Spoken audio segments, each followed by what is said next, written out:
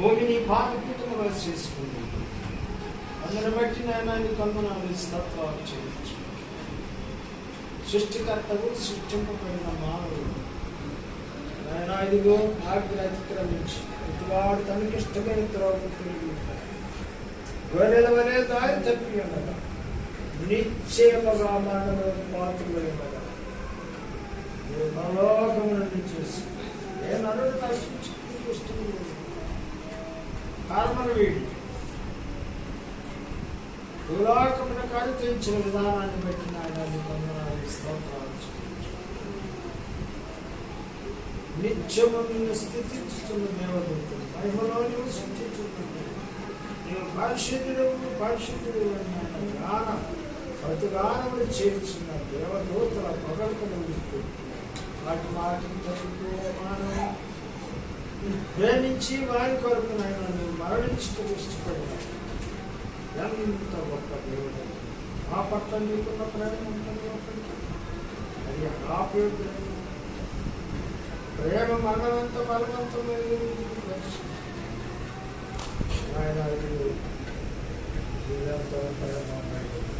మమ్మల్ని ప్రేమించినావు. శాశ్వతమైన ప్రేమతో నువ్వు మమ్మల్ని ప్రేమించినావు. అందును బట్టి నాయన కొందరు స్తోత్రాలు చూపించు. ఆయన నిమిత్తమై మా పాపముల నిమిత్తమై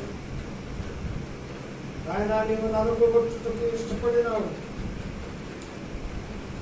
రాణవారి చేత తీర్పు పొందినావు. నీతిమంతులమైన ఆయన నీకు సాక్ష్యం ఇచ్చినావు. ఆయన అనీతిమంతులమైన మా కొరకు నీతిమంతులమైన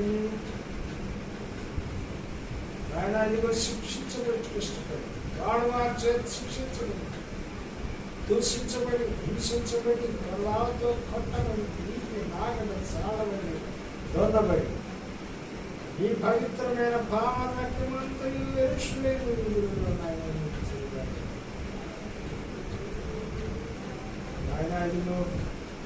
తిరగటిలో బోధించిలాగా మా కొరకు నలిగిపోయిన సహస్ర స్వరూపాన్ని కోల్పోయినావు. నిన్ను చూసి అపేక్షించినట్టు నీ అందు సొగసు లేదు, స్వరూపం ఆయన ఇప్పటి కలకాల్సమైన అప్పులాగా మారి ఆయన ఇదిగో మా కొరకు జీవపరట్టులు కొనసాగించు. నీవైతే అట్టి గొప్ప ఆధిక్యతను మాకు ఇచ్చిన నీకు మేము ఏమి కలవరంగా ఏమిచ్చిన మా రుణం అలాగా ఉండిపోవచ్చు. నువ్వు కోరిన విరిగి నరికినటువంటి రుణము ఆత్మతో సత్యంతో మా స్థుతి మా ఆరాధన మా ప్రభు యేసు ప్రభువుకి స్థుతులు సమర్పించుకుంటున్నాం తండ్రి. ఆమేన్. ఆవరించి దేవుడు ఆదుకునేది పాపంలో మాకు చిన్న మానవులు ఆయన ఇదిగో పాప శాపంలో మాకు వచ్చినట్టు మరణంకు కొంచెం దూరంలో నిశ్చయముగా కాలుదారు స్థలంలో నన్ను చూసి భూలోకానికి అరుతించి సాధు జీవిగా ఆయన లోకంలో తిరిగారు. ఎన్నో శుభాలు వివరించి తర్వాత నాకు మార్గం చెప్పి అంతేకాక నాయన రక్తం చిందించకుండా పాప క్షమాపణ జరుగుతుంది. నిర్దోషమైనటువంటి గొర్రె పిల్లగా సాధు జీవిగా బతకు తేబడి గొర్రె పిల్లలు వచ్చి కత్తిరించడానికి ఎదుటి గొర్రె మౌనం భౌతిక తరపురాత్రులు మౌనం వేయించి దిగో ప్రభావ నువ్వు మాలినత్తుమై మరణించుటకు ఇష్టపడి ఆయన ఇదిగో రాడు వారి చేత శిక్షించబడి హింసించబడి ఆయన ఇదిగో కొయ్యలను మోసుకొని పోయి కలగలిగి ఆకాశం నిలబడి ఈ పవిత్ర భావనంతమంతయు కడబట్టు నీ కొరకు నీ పంచము కూడా మా పాపలను మా శాపలను రక్తమంతయు కడబట్టులను కాచి మమ్మైతే నాయన అట్టి వ్యక్తుల చేతి విమోచించి రాజులైన యాజకులుగా చేసినాడు. యాజకత్వము పరలోక ప్రాప్తిని నిత్య జీవము గొప్ప భాగ్యాన్ని అల్పులము అయోగ్యులమైన మాకు నాయన నేను సంతరించుకోవచ్చు. నీకు మేమేమన్నా నేను ఇచ్చినా మరణం నేను కోరిన విధంగా నీకు నవ్వినటువంటి ఓ నాటితోనూ సత్యంతో మారాలి. మాకు ప్రభులు యేసు ప్రభు వారికి స్థితిని సమర్పించుకుని సమాప్తం.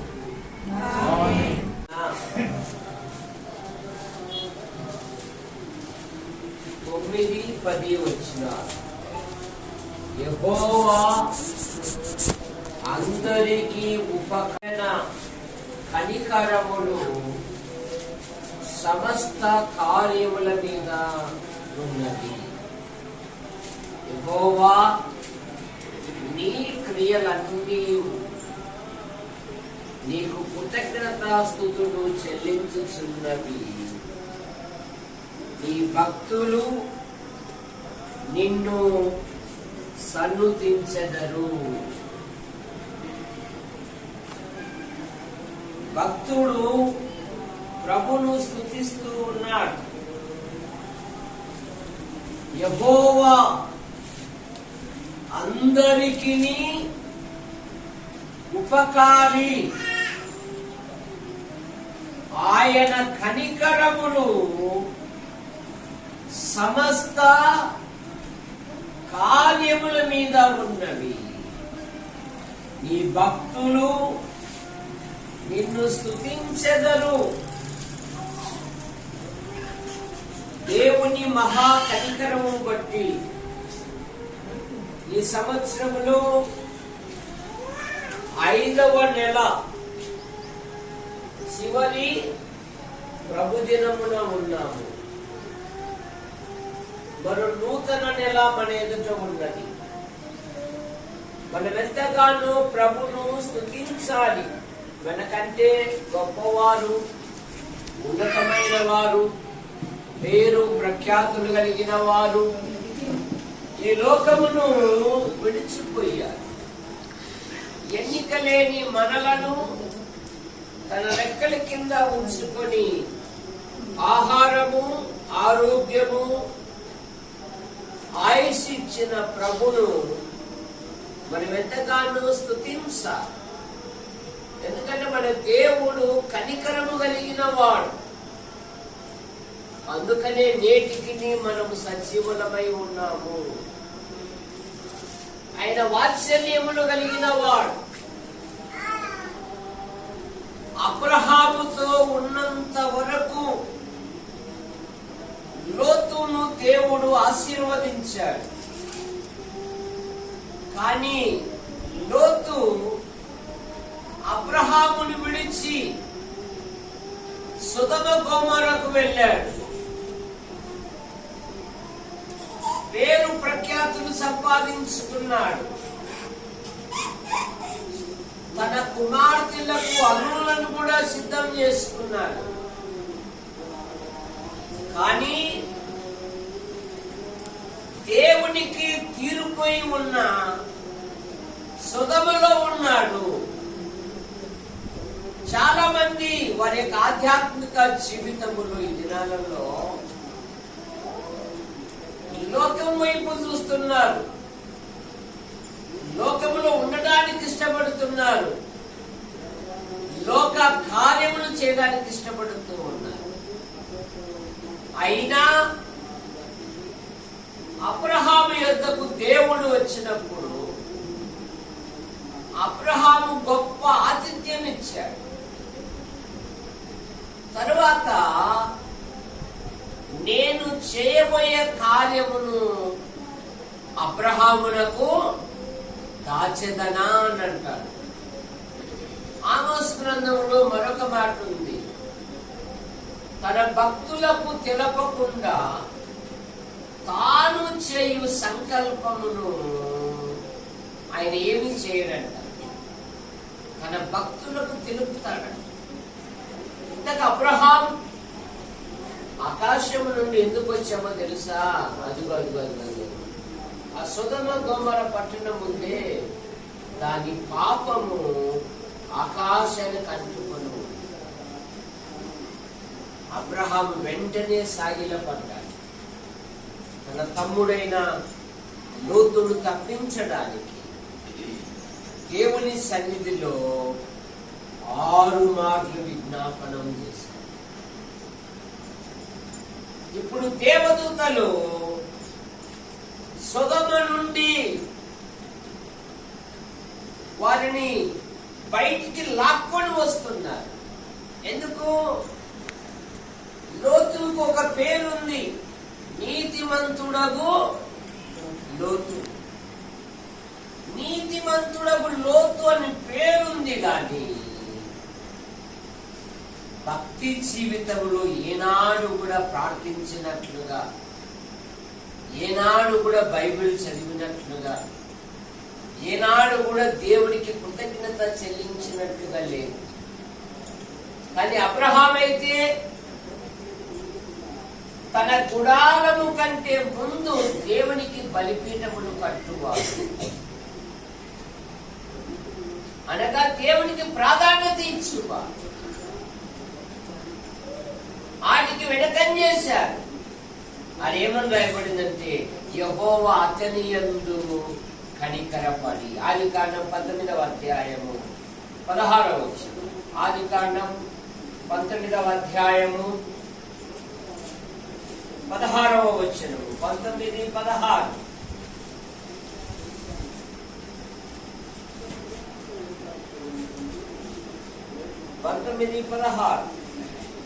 అతడు తడువు చేసెను, అప్పుడు అతని మీద యెహోవా కనికరపడుట వలన ఆ మనుష్యుడు అతని చేతిని, అతని భార్య చేతిని, 2 కుమార్తెలను చేతులను పట్టుకొని వెలుపలకు వచ్చి ఆ ఊరి ముందర బయట. నీ ప్రార్థన ఎప్పటికీ వ్యర్థముగా, కనుక నీ పిల్లల క్షేమము కొరకు ప్రార్థించాలి. యెహోవా అతని యందు కనికరపడి వారు తీర్పు నుండి తప్పించబడ్డారే గాని లోతు భార్య మనసు ఎక్కడంట? లోతు భార్య వెనక తట్టు. దినాలలో ఎంతమంది విశ్వాసులు వెనక తట్టు తిరుగుతూ ఉన్నారు. వీరికేమో ఏమంటే యోహాను గారు ఉద్యోగం చేస్తూ ఈ ప్రాంతం అంతా తిరిగి సేవ చేశాడంటే, అసలు మొట్టమొదట మా దగ్గరేనండి ఎక్కువ సమయం గడిపిండేది. మరి బాగానే ఉంది, చెప్పుకోవడం బాగానే ఉంది, నా తర్వాత ఎవరు అనే ఆలోచన లేకపోతే, నా తర్వాత ఎవరు, సంఘానికి నడిపించే వారెవరు, ఇక నా పేరు మార్చిపోకూడదు కదా. మా వాడిని కూడా చెప్తూ ఉంటాడు దేవుడి గారు, నాకు అందరూ దేవదానం తిరుగుతుందండి, కానీ వాళ్ళ కుటుంబంలో ఎవరు లేదండి. అదే ఆయన కొడుకు కుమార్తె కదా, ఎవరండి వాళ్ళు ఎక్కడుంటారో తెలియదండి అంటే, ఆ తండ్రికి ఆ సేవకునికి ఎంత అవమానం. కారణమేమి? మన పిల్లలను దైవ మార్గంలోకి నడిపించుకోవాలి, మన పిల్లలను దేవుని సన్నిధికి నడిపించుకోవాలి, మన పిల్లలను దేవుని నీడలో ఉండాలి. ఒక హిందువు చక్కగా స్నానం చేసి కొబ్బరి బోండం పట్టుకొని వెళ్తూ ఉంటాడు విగ్రహాలయంలో. ఒరే వెంకటేశ్వరు టీ తాగుతురా అంటే ఆడేమంటాడు? దేవదానం గారు కొబ్బరి బోనం కొట్టండి నేనేది ముట్టనండి అంట.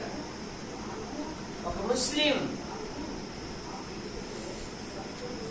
ప్రతి కార్యక్రమానికి మరి మసీదుకి వెళ్తారు.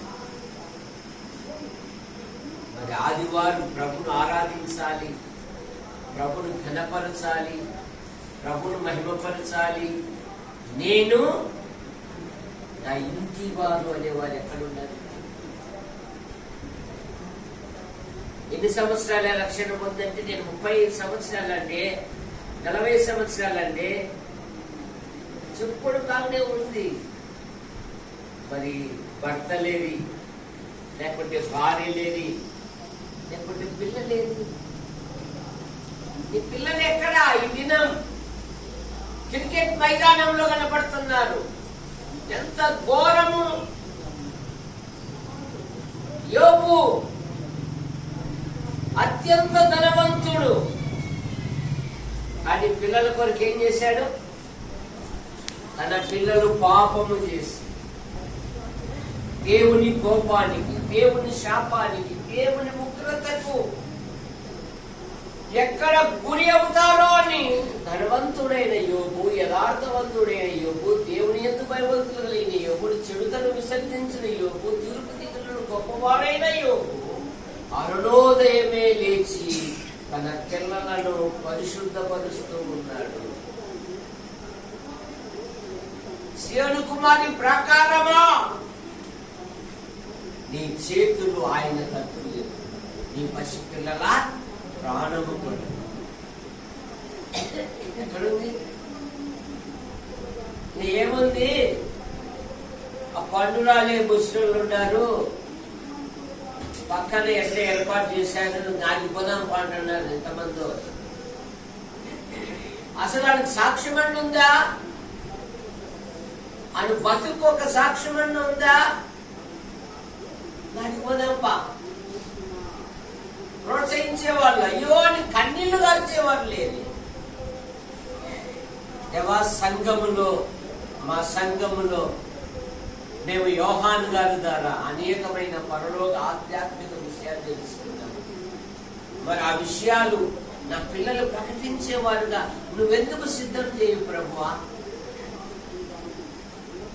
పద పద. ఇక్కడికి 2 పైసలు ఎక్కువ ఇచ్చారంట. కాసులు కలవాడబడిన భక్తి మంది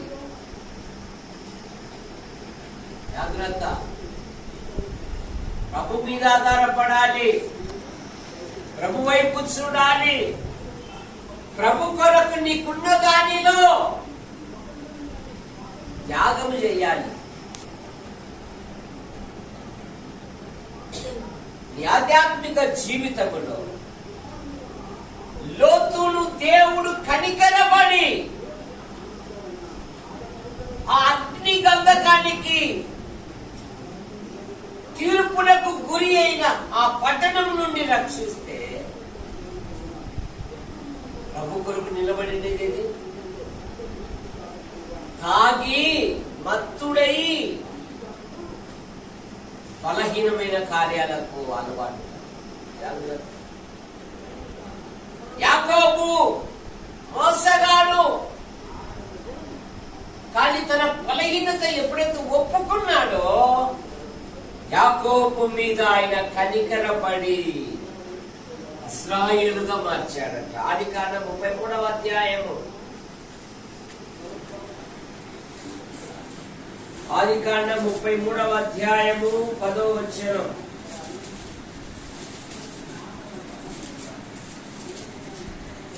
33, 10, 11. అట్లు కాదు, నీ కటాక్షము నా మీద ఉన్న ఎడల చిత్తగించి నా చేత ఈ కానుకను పుచ్చుకొను.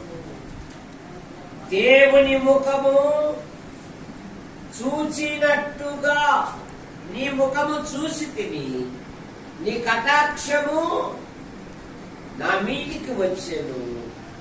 నీ యొద్దకు తెచ్చిన కానుకను చిత్తగించి పుచ్చుకొనుము. దేవుడు నన్ను కనికరించెను. మరియు నాకు కావలసినంత ఉన్నదని చెప్పి అతని బలవంతము అన్నాయ్. ఒకప్పుడు నేను మోసగానే అన్నాను, కానీ అన్నాయ్ నేను దేవుని సన్నిధిలో నా తప్పు ఒప్పుకున్నాను. ఎప్పుడైతే ఒప్పుకున్నానో దేవుడు నన్ను కనికరించి దేవుడు నాకు కావలసినంతా కుటుంబంలో చిన్న లైట్ పోతే ఒప్పుకోమే, కుటుంబంలో చిన్న వైరు కాలిపోతే ఒప్పుకోమే. జాన్ ఆడున్నాడు చూడు, రాజాన్ రాత్రంతా దోమలతో అల్లాడుతున్నాం, వైరు మార్చునైనా నీ కుటుంబానికి అన్ని పర్ఫెక్ట్ గా ఉంటారు. దేవుడికి ఇవ్వడానికైతే కెనాల నుండి వచ్చాడు, అట్లాగే పంపించింది. కానీ యేసు ప్రభు కాలంలో ఆ విధవరాలు ఏం చేసింది? ఆయన అభిషేకిస్తే ఏమన్నాడు యేసు ప్రభు? ఈమె నా ఎడల మంచి కార్యము, ఈమె నా ఎడల. దేవుడికి ఇవ్వడానికి కాదా నీ మనసు? దశమ భాగం ఇస్తున్నామా మనము? దేవునికి ఇస్తున్నామా? పరలోకంలో మనం గనువు కూర్చుకోమన్నాడు యేసు ప్రభు. అమ్మా ఎక్కడ కూర్చుకోమన్నాడు? అమ్మా ఎక్కడ? బ్యాంకులోనా? బ్యాంకులో కాదమ్మా, పరలోకములో. మరి అక్కడ మన అకౌంట్ చూశాడు అనుకో, ఒక్క పైసన్న లేకపోతే ఎట్లా? ఇక్కడిక్కడే ఇక్కడిక్కడే ఇక్కడిక్కడే ఇక్కడిక్కడే కాదు, పరలోకంలో కూడా నా అకౌంట్ లో 10 పైసలు ఉండాలి అంటే ఇక్కడ ఖర్చు పెట్టాలా. నోవాహుకు దేవుడు ఏం చెప్పాడు? ఇన్ని మూరల ఎత్తు, ఇంత పొడవు, ఈ విధంగా ఓడ చేయని చెప్పాడు. చెప్పాడా చెప్పలేదా? మరి ఓడ కట్టడానికి ఏమన్నా ఇచ్చాడా బాల్య ప్రసాద్ గారు? ఓడ కట్టుకోవడానికి దేవుడు ఏమైనా ఇచ్చాడా? ప్లాన్ చెప్పాడు, వెళ్ళిపోయాడు. మళ్ళీ ఎప్పుడు వచ్చాడు దేవుడు?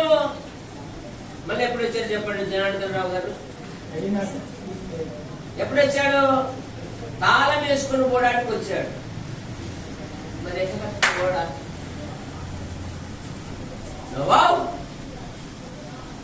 జలప్రలయం రాబోతుంది, ఈ తరము వారిలో నీవే నా ఎదుట నీతిమంతుడవై ఉండుట చూశాను.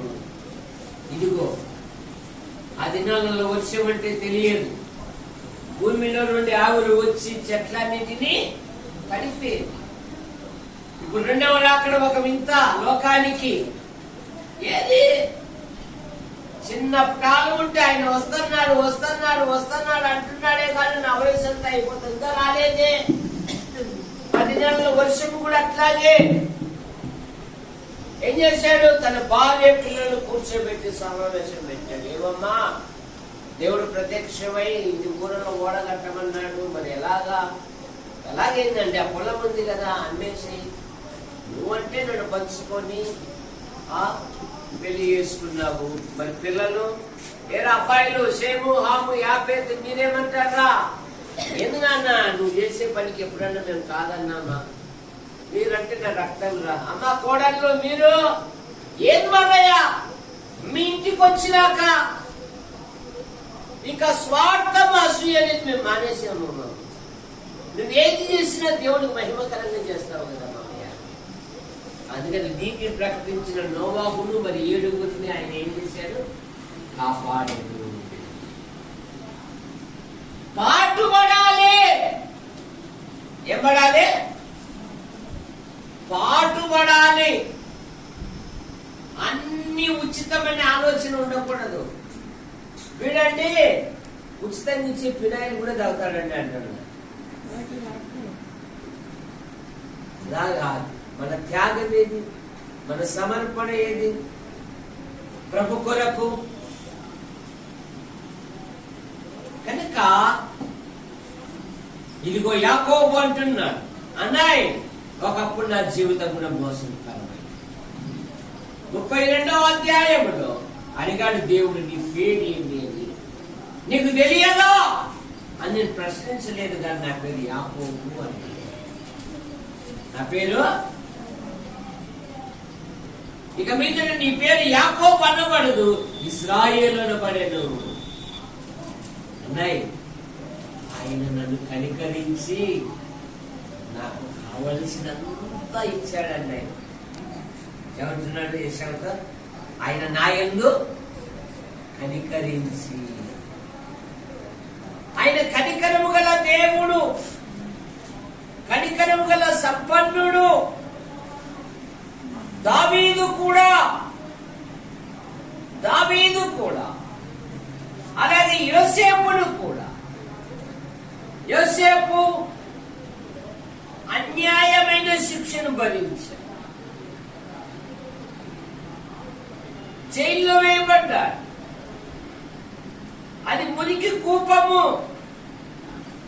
అని దేవుని కొరకు ఉన్నాడు. ఇప్పుడు చెరసాల నాయకునికి దేవుడు ఏం చేశాడంట?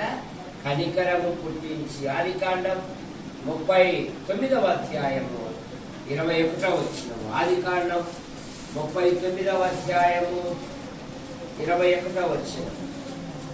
39:21. 39వ అధ్యాయం 21. అయితే యెహోవా యోసేపునకు తోడై ఉండి అతని యందు కనికరపడి అతని మీద చెరసాల యొక్క అధిపతి కటాక్షము కలుగునట్లుగా యోసేపు యందు కనికరపడి. కనికరమే కాదు, అతని శ్రమలలో తోడుగా ఉండి. అపోస్తుల కార్యాలు 7వ అధ్యాయం 9-10 వచనాలు. అపోస్తుల కార్యము 7వ అధ్యాయం.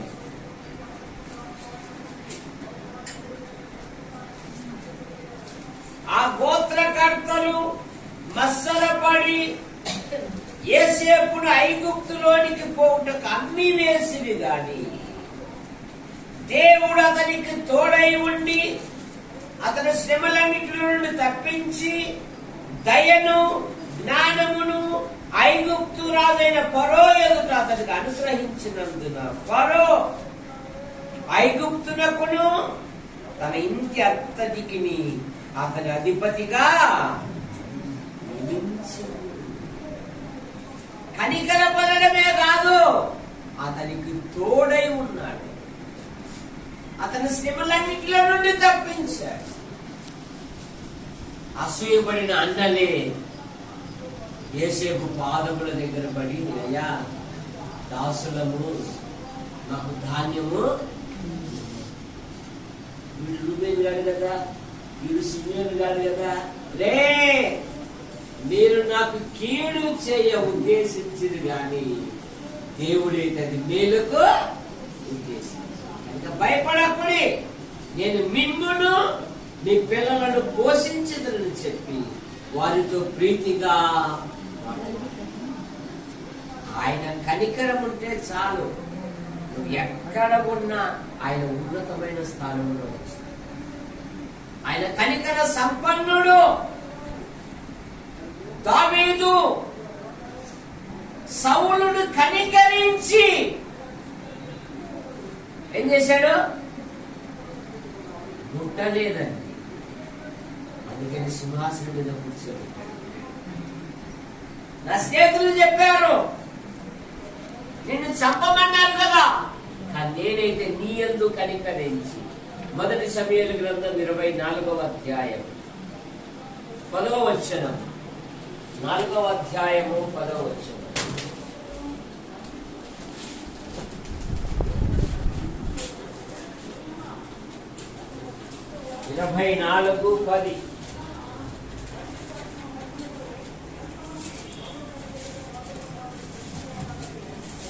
ఆలోచించుము, ఈ దినమున యెహోవా నిన్ను ఎలాగో గుహలో నా చేతికి అప్పగించెనో అది నీవు కళ్ళారా చూచితివే. నేను చంపుమని కొందరు నాతో చెప్పుట, నాతో చెప్పినను నేను నీ యందు కనికరించి, నేను నీ యందు కనికరించి, అతడు యెహోవా చేత అభిషేకము నొందినవాడు, నేను అతన్ని ముట్టను. 24వ అధ్యాయము 10వ వచనము. నువ్వేమో 14వ అధ్యాయం చూస్తున్నావు. మాల జనార్దనరావు గారు మొదటి సమూయేలు గ్రంథం 24:10.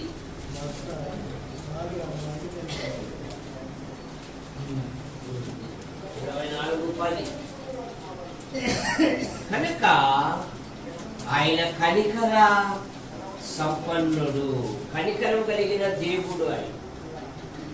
ఆయన ఈ లోకంలో ఉన్నప్పుడు మత్తయి సువార్త 9వ అధ్యాయం 36వ వచనములో ఆ జన సమూహమును చూసి కాపరి లేనందున ఆయన వారి యందు కనికరపడి కోత వారిని వేడుకొనుడని హెచ్చరిస్తూ ఉన్నాడు. మత్తయి సువార్త 9వ అధ్యాయము 36వ వచనం. వారు కాపరి లేని గొర్రెల వలె. మన ప్రభు అయిన యేసుక్రీస్తు ఆయన కనికరము కలిగిన దేవుడు, కనికర సంపన్నుడు. 9:36.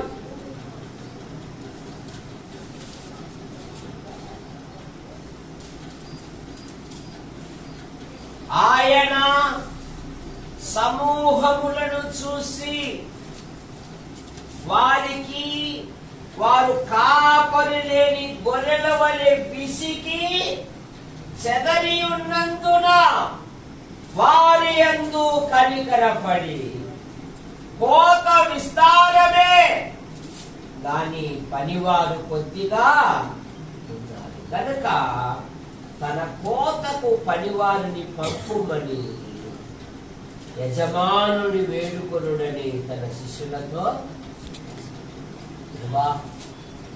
సంఘము మరి కొన్ని సంవత్సరాల నుండి ఒక సత్యముతో కొనసాగుతుంది. మేమైతే వృద్ధాప్యానికి వచ్చాము, కానీ మా పిల్లలలో ఒక్కరన్నా నడిపించినప్పుడు సహాయం చేయాలంటే బాల్యం నుండే పెంచుకోవాలి. ఇప్పుడు వయసు వచ్చి మీసాలు తగ్గవాడు రాలంటే అడుగుతుంటాడు. ఇన్నాళ్ళు నేను మాట ఇంటి చెప్తున్నావు అంటాడు. పిల్లకాంటి చెప్పావా, నువ్వేమన్నా రా కూర్చోని. ఇన్నాళ్ళు లేని మాట కొత్త మాట చెప్తున్నావే. అల్లుళ్ళతో అంటున్నాడు, లోతు రండి ఈ చోటుని విడిచిరండి అంటే ఏది మామా, ఏదేదో కొత్త కొత్త మాటలు చెప్తున్నావు.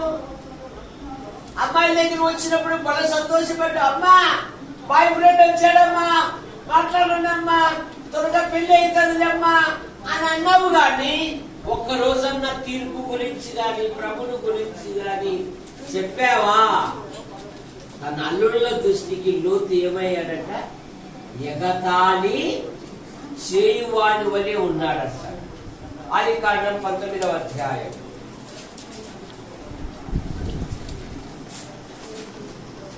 ఆదికాండం 19వ అధ్యాయం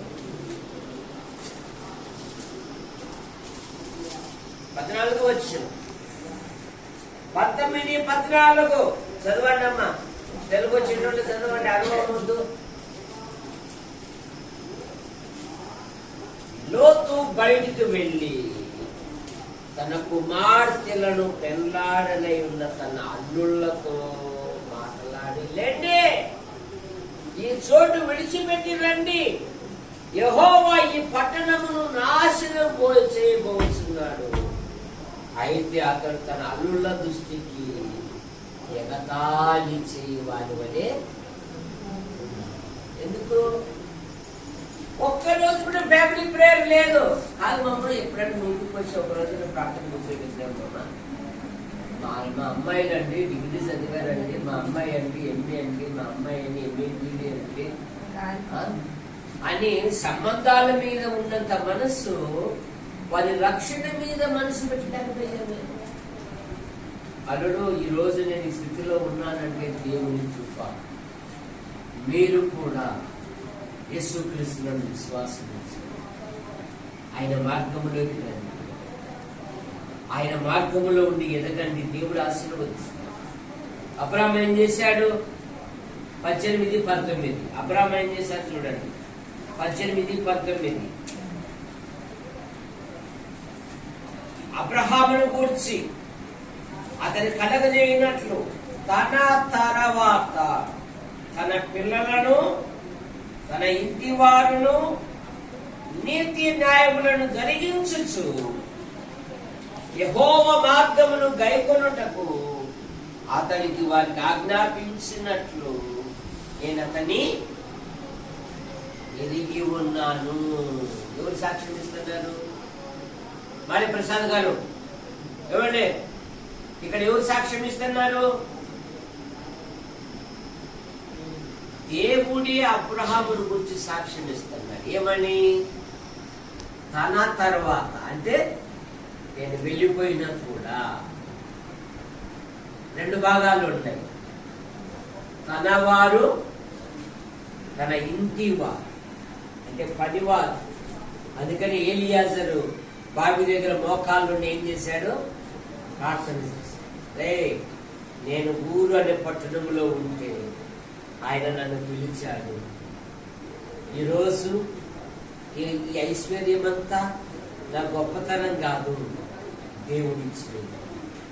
కనుక మీరు కూడా మీరు ఏ పని చేసినా, ఏ ప్రయత్నం చేసినా, ఏ కార్యం చేసినా మొదట ప్రార్థన చేయండి. 2 వాక్యం చదవండి. కార్యం జరిగేంత వరకు మీరు ప్రార్థన చేస్తూనే ఉండండి. దేవుడి కార్యం. అందుకని ఎలియాజరు ఒంటెలను కూడా మోకరింపజేశాడు. అబ్రహాము తన పనివారిని మోకరింపజేస్తే ఎలియాజరు తన పశువులను కూడా, అంత పెద్ద ఒంటె మోకాళ్ళు ఉందంట. ఇప్పుడు ప్రిస్కిల్ అర్ధగంట మోకాళ్ళు ఉన్న మనం రాజంతో అన్నయ్య అసలేసి మోకాళ్ళ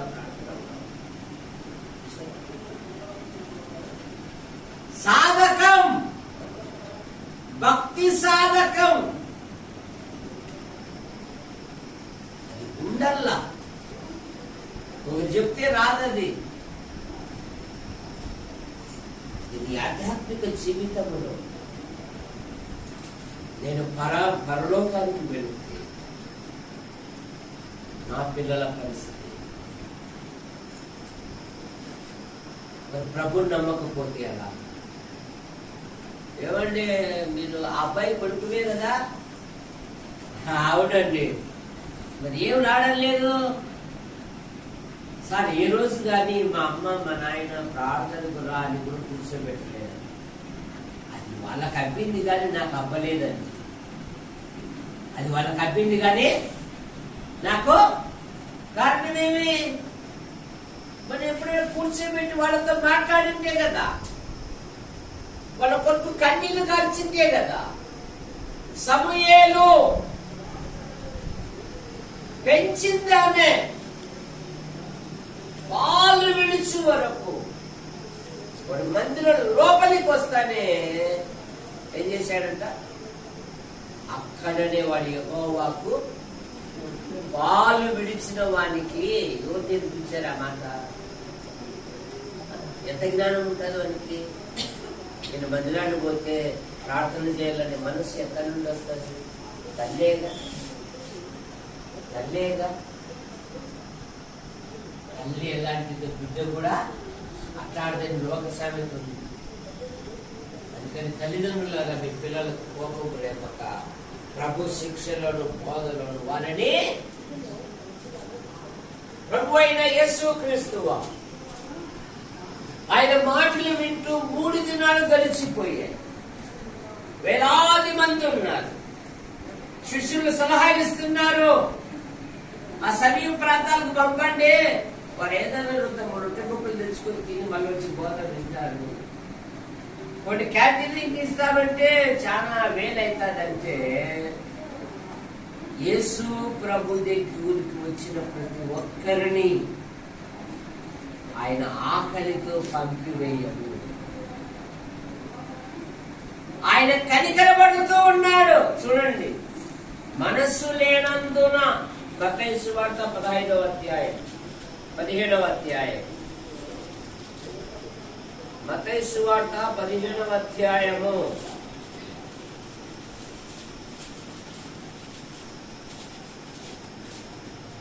32వ వచనం. యేసు తన శిష్యులను పిలిచి, ఈ జనులు నేటికి 3 దినములు నా యొద్ద ఉన్నారు, వాటికి తిన ఏమీ లేదు గనక వారి మీద కనికరపడుచున్నాను. వారి మార్గంలో మూర్ఛపోవుదురేమో అని వారిని ఉపవాసముతో పంపివేయుట నాకు మనసు లేదు.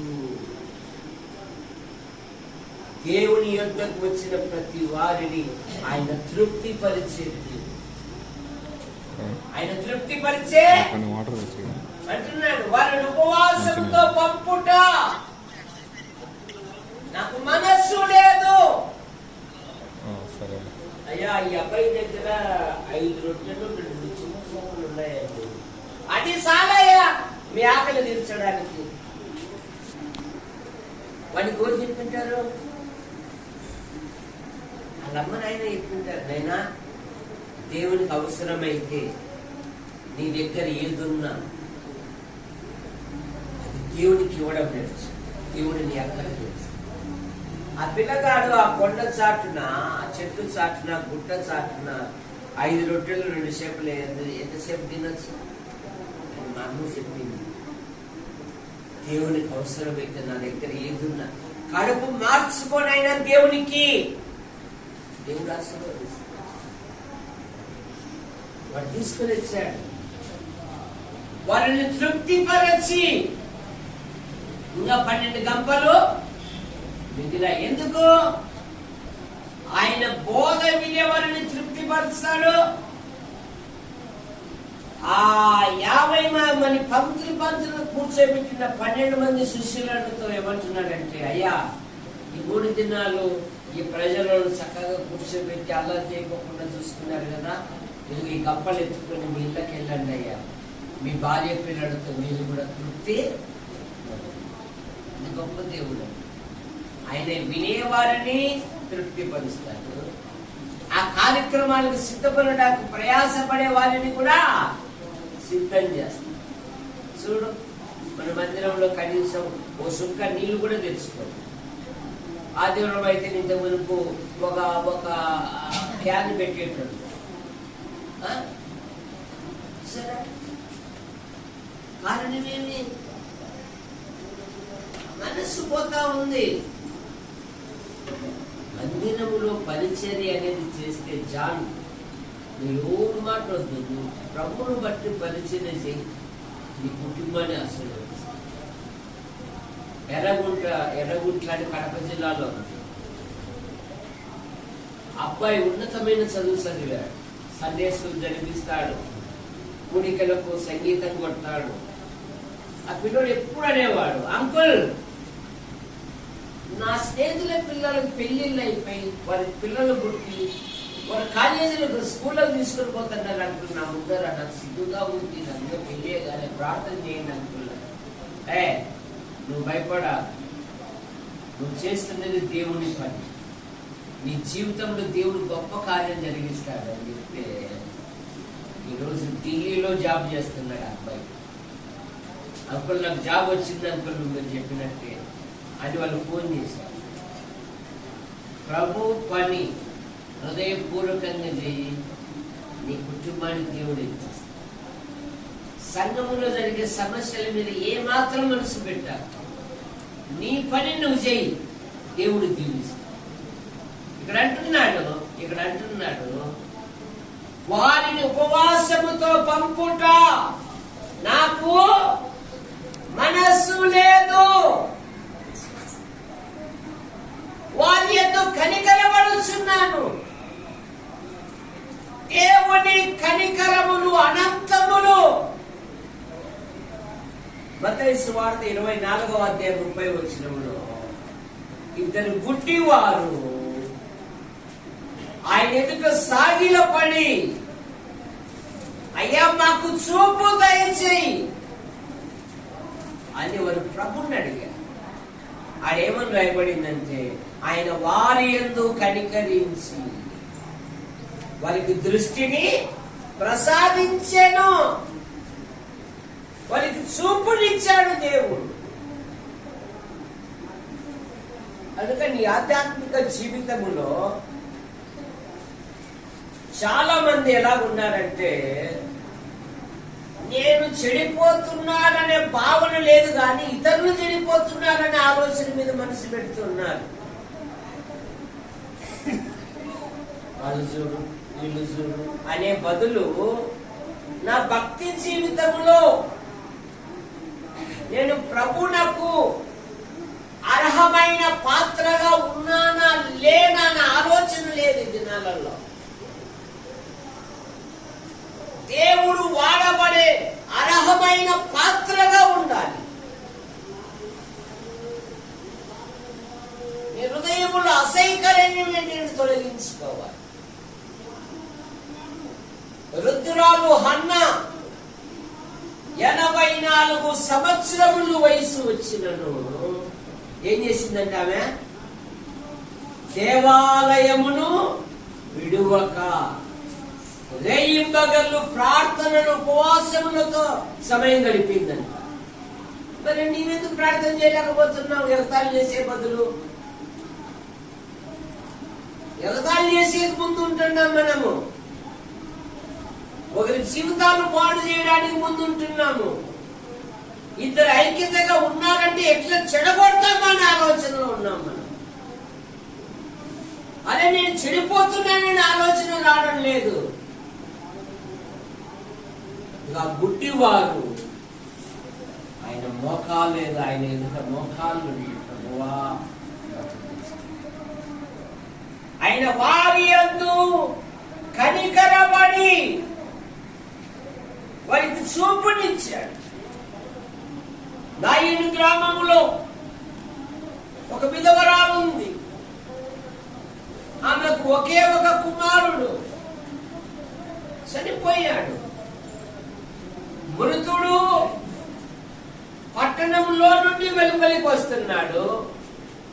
సజీవుడైన క్రీస్తు పట్టణంలోనికి పోతూ ఉంటే ఆ ఊరి జనులు ఆమెతో ఉన్నారంట. నేను ఎప్పుడు చెప్తూ ఉంటా, ఏమని తెలుసా, నీ దగ్గర కాసులు ఉన్నప్పుడు 4 ప్రార్థించే వారిని సంపాదించుకో, 4 పరలోకానికి తీసుకెళ్లే వాళ్ళని సంపాదించుకో, 4 మోసే వాళ్ళను సంపాదించుకో. చాలా మంది దిక్కులేని కుక్క సాగుదస్తూ ఉన్నారు. పూడ్చడానికి కూడా రానివారు. కరోనా కాలంలో నెల్లూరులో ఒక డాక్టర్ చనిపోయింది. సమాజంలో మంచి స్థానం ఆయన, కానీ ఆయన శవాన్ని ఆ చిన్న గ్రామంలో పూడ్చబెట్టడానికి చెప్పలేదు. వద్దో బాలే పిల్లలు వచ్చి చూసేప్పుడు లేదు అవకాశం. ఒకసారిగా అది 4 మోసే వారిని సంపాదించు. లూకాసు వార్త 7వ అధ్యాయం. ఆ ఊరి జనులు పరిశుద్ధాత్మ దేవుడు ఎంత చక్కగా రాస్తున్నాడంటే, ఆ పాడ వెంట ఉన్నారంట. అది చూసి ఆయన కనికరపడి 7వ అధ్యాయము 12వ వచనం, ఆయన ఆ ఊరి గమనీయతకు వచ్చినప్పుడు చనిపోయిన ఒకడు వెలుపలికి మోసుకొని పోబడుచుండెను. అతని తల్లికి అతడు ఒక్కడే కుమారుడు, ఆమె విధవరాలు. ఆ ఊరి జనులు అనేకులు ఆమెతో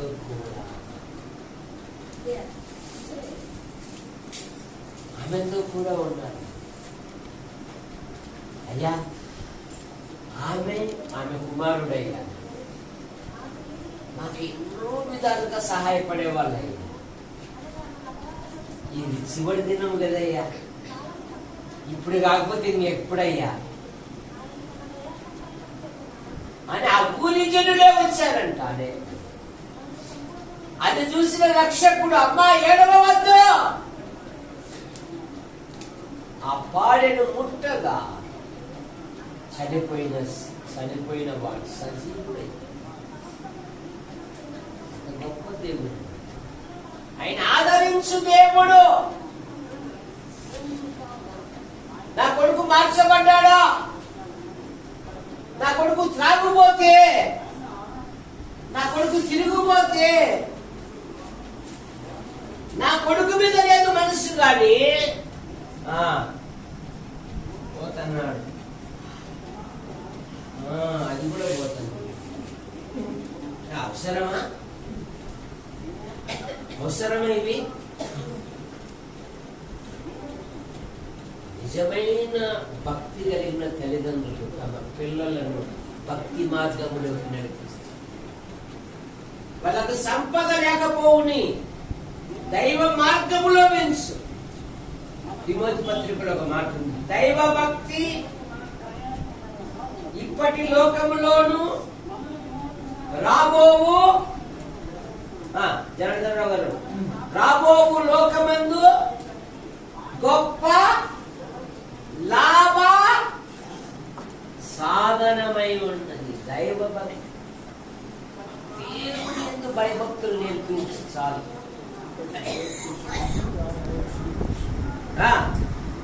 గొప్ప ఇది డబ్బులో కాదు పెంచాల్సిందే, భక్తిలో పెంచు. అవినీతితో కాదు పెంచాల్సిందే, నీతితో పెంచు. మంచి నీళ్ళతో వాళ్ళ జీవితాలలో దేవుడు గొప్ప కార్యం. ఆ పిల్లల కొరకు ప్రతిరోజు ప్రార్థన ఎవరు నా కుమారుడు నీ సన్నిధిలో కూర్చున్నట్లుగా నీ కృపణతాయి. నా పిల్లలు పల్లెకోళ్ళ స్కూల్లో చదువుకున్నారు కదా, మరి ఆ దినాలలో ఉపాధ్యాయులు టీచర్లు ఎన్నో భక్తి కథలు చెప్పారు కదా, మరి వాడు ఎందుకు మార్పు పొందలేదయ్యా? అయ్యా నీ కృపను దయచేయ్యా, సహాయం దయచేయ్యా, వాడు నీ వాక్యం ప్రకటించడానికి సిద్ధం చేయ్యా. తిమోతి బాల్యము నుండే వాళ్ళ అమ్మ శక్తిగల లేఖనాలను మించి యవ్వనములో 2 సంఘాల సహోదరులతో మంచి పేరు పొందినవాడు. నేనా పౌలు గారితో మేము దేవుని పనిలో ఉండు. పౌలు గారు అంటున్నాను, నా కుమారుడా తిమోతి, ఓ తిమోతి, ఓ దైవజనుడా అనిపించుకున్నాడండి. అది భక్తి జీవితం అంటే. దైవజనుడి చేత ఓ దైవజనుడా. డబ్బేంది ఈ రోజు ఉంటుంది, రేపు ఎగిరిపో. సాగుతున్నప్పుడు అదే కదా, డబ్బు మీద మనసు పెట్టావంటే ఎగిరిపోతుంది, కానీ భక్తి ఎగిరిపో. తిమోతి ఇంటిలో భక్తి జీవితం, విశ్వాస జీవితం ఎన్ని తరాలుగా ఉంది? ఎన్ని తరాలమ్మా? ఓ అమ్మా, ఎన్ని తరాలు ఉంది వాళ్ళ ఇంట్లో విశ్వాసం అనేది? మొదట ఎవరు రక్షణ పొందారు? అవ్వ రక్షణ పొందింది, తర్వాత అమ్మ రక్షణ పొందింది, తర్వాత అమ్మ గర్భంలో వచ్చిన కుమారుడు కూడా. మరి మనం ఎక్కడున్నాం? మనదంతా పొద్దుగా కొట్టుకోవడమే. రా కూర్చో అని మంచి నీళ్ళు ఇచ్చి చెప్పు నీ నీళ్ళ కథ ఏమేమి జరిగిందని, తర్వాత నేను చాలా పొద్దుదేంది అనే దానికంటే 2-3 కూడి నా నామంలో ప్రార్థన చేస్తే దేవుడు సంఘములో ఎందుకు లేవనెత్తాడు? ఆ ఖాళీ సమయంలో జాన్ రానైనా నీ కుటుంబ పోషణ కొరకు పనిచేస్తున్న మంచిదే. సాయంత్రం పూట ట్రయ్యా, దేవుడి సన్నిధిలో ఉండయ్యా, ప్రార్థన చేసి నేర్చుకోయ్యా, వాక్యం చెప్పేది నేర్చుకోయ్యా. జాన్ రేపు ఆదివారం లేఖనం చదువయ్యా. రేపు సంఘం ప్రారంభ దినాలను అంత యువకులే 3 వరకు పండుకొని ఇచ్చేవాళ్ళు కాదు. రాత్రి 3 వరకు వాళ్ళతోనే బైబిల్ చదివించేవారు, వాళ్ళతోనే కంఠాంశం చేయించేవారు, వాళ్ళతోనే వాక్యం చెప్పించేవారు, వాళ్ళని సిద్ధం చేసేవారు. వాళ్ళు చెప్పిన తర్వాత మళ్ళీ కూర్చోబెట్టి ఈ మాట లేదు ఈ మాట అనేవారు. తయారు చేశాము, ఎదురుగానే మైకు పెట్టాడు. పగలేమో జై జై తెలుగుదేశం అంటున్నాడు, రాత్రి అయితే జై జై యేసు ప్రభు అంటున్నాడు. పైగా డబ్బు సంచి వాడబోతున్నాడు. ఇగో మా పార్టీకి ఓట్లే. అలా బలాత్కారులదే రాజ్యం ఉంది.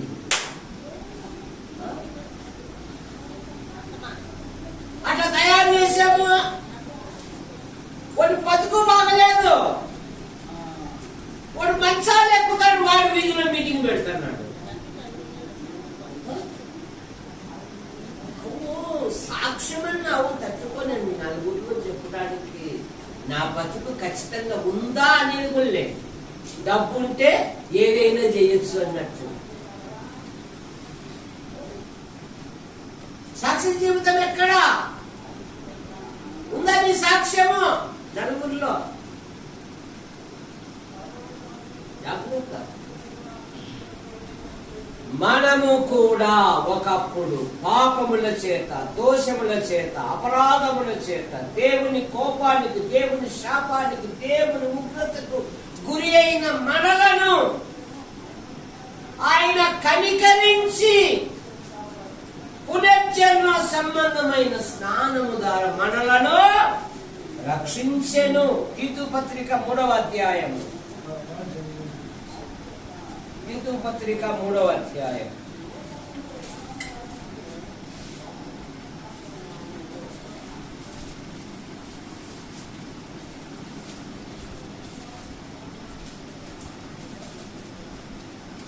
ఐదవ వచనం, మనము నీతిని అనుసరించి చేసిన క్రియల మూలముగాక తన కనికరము చొప్పుననే పునర్జన్మ సంబంధమైన స్నానము ద్వారా పరిశుద్ధాత్మ మనకు నూతన స్వభావం కలుగజేయటం ద్వారా మనలను రక్షించెను.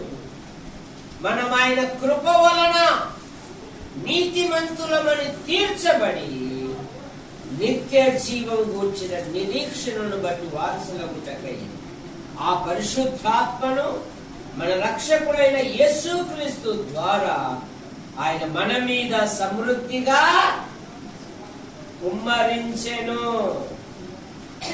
1 పేతురు పత్రిక 2వ అధ్యాయం, 2వ అధ్యాయము 10వ వచనం.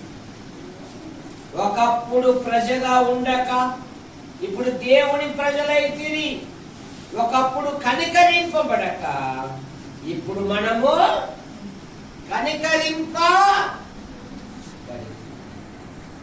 ఆయన కనికరించి మనలను ఉన్నతమైన వ్యక్తులుగా చేశారు. అందుకని సహోదరులు, మన తరపున మన ప్రభు అయిన యేసుక్రీస్తు వారికి కఠినత స్థితిలో సహోదరులారా, మీ అందరికీ వందనాలు. మరి మన ప్రియులు కట్టుపల్లి జాన్ నెల్సన్ గారు అక్టోబర్లో ఇక్కడ ఒక మీటింగ్ ఏర్పాటు చేస్తారు. తర్వాత ఇట్లా పెచ్చులు ఊడిపోతున్నాయని చెప్పాను నేను. చెప్తే అన్నా మరి అక్కడ కూడా మనం మందిరం కట్టేకి ప్రార్థన చేస్తాము. మొదట సంఘము కూడా మీరు కూడా త్యాగం చేయాలి, మీరు కూడా సమర్పించాలి. మన ఊర్లో ఒక సంఘానికి అందులో ఒక పైసా ఉండాలనేది మనకు ఉండాలి. వాళ్ళేమి అది అయిపోయింది, అది వ్యవహారం గారితో అయిపోయింది. ఇప్పుడు మనల్ని సంపాదకులుగా చేశాడు. నేనేం సంపాదించలేదు అనే వాళ్ళు ఎవరో చెప్పండి. ఆఖరికి జగన్ పింఛనన్నా వస్తుందా లేదా? మేము మందిరం మొదలు పెట్టేటప్పుడు మా క్వార్టర్స్లోనే ఫారెస్ట్ ఆఫీసర్ అంతకుముందు ఆయనతో నేను కొట్లాడినా. కానీ పునాది వేస్తా ఉంటే సార్ కాపీ తాగుతురాని పిలిచాడు. పొద్దున్నే 10,000 కట్ట ఇచ్చి, సార్ మీరు మందిరం పని ప్రారంభిస్తున్నారు, అందులో 4 ఇటుకలు నాకు ఉండాలా సార్, నా పేరు మీద ఉండాలి సార్, 4 ఇటుకలు నా ఇంటి పేరు మీద ఉండాలా, అన్నలదాస్ అనే పేరు మీద ఉండాలా, ఇదిగోండి 10,000 ఇచ్చాడండి. శత్రువు ఇచ్చాడండి. అది మానుకుందాం, అంతా వాళ్ళే, నాదే ఉంది. ఒక దేవుడు అంతా నేను అన్నాడంటూ మనం ఉండగలమా? కనుక సిద్ధపడండి, ప్రార్థన చేయండి. రాని వారికి కూడా చెప్తాను. ఎందుకంటే చెప్పాను, కాంపౌండ్ విషయంలోనూ ఇది మందిరం విషయంలో జాన్ గారికి చెప్పాను. అలా అక్టోబర్లో మనం వెళ్దాము, మీటింగ్ పెట్టి వాళ్ళతో మాట్లాడదాము. ఈలోపు వాళ్ళు ప్రార్థన చేస్తూ ఉండమని అన్నారు. ఎందుకంటే అది మా నాన్న తిరిగిన ప్రదేశం. మా నాయన గుర్తుగా ఏదైనా ఉంది నిర్మించాలని, అందులో మనము కూడా త్యాగము చేయాలి. అంతా అంతా అంతా నీదే అంటే మరి నేను నీ కొరకు ప్రాణం పెట్టాను కదా, నా కొరకు నివేదించావంటాడు. మీ అందరి పొందనాలు ప్రార్థన చేస్తాను. మాలే ప్రసాద్ గారు ప్రార్థన చేస్తారు.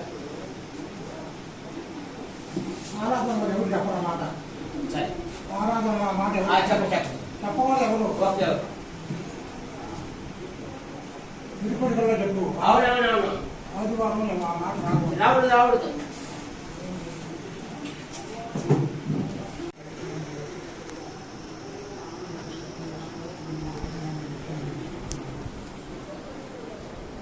నుండి మా ప్రియులను మా మధ్యకు తోడుకోబెట్టినందుకు వందనాలు, స్తోత్రాలు. దాసుని ద్వారా వినిపించాను ఈ యొక్క మాటలను బట్టి వందనాలు, స్తోత్రాలు చెల్లించుకుంటున్నాము. ఉన్నటువంటి మాటలను మేము విని మనసువారముగా కాకుండా వాటిని అనుసరించి వాటి ప్రకారము నీ సన్నిధిలో నడుచుకుంటున్నాము. వేడుకుంటున్నాము.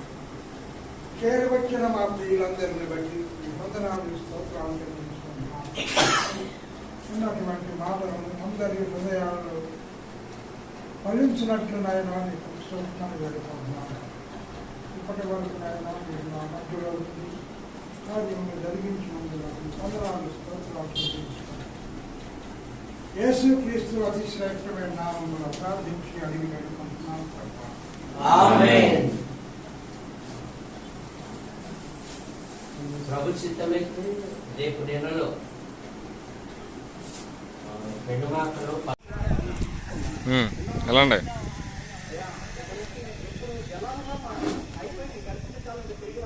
అన్న చెప్పాడు.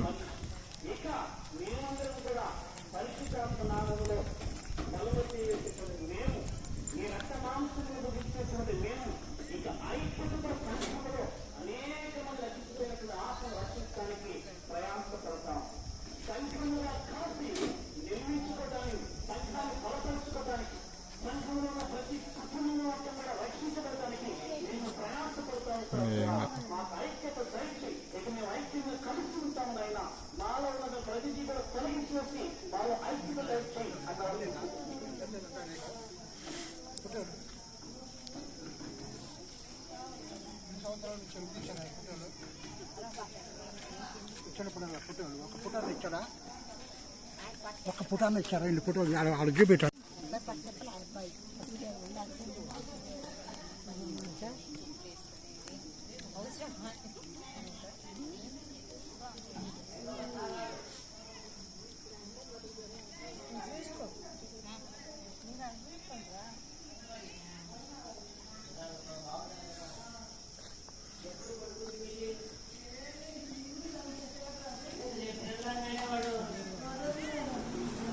నెలలో అవుతుంది బాబాయ్ నువ్వు రావాలా అన్నాడు. అంతేనే జాన్ నువ్వు కట్టి పైన అవుతున్నాయి ఆయన మామూలేదు.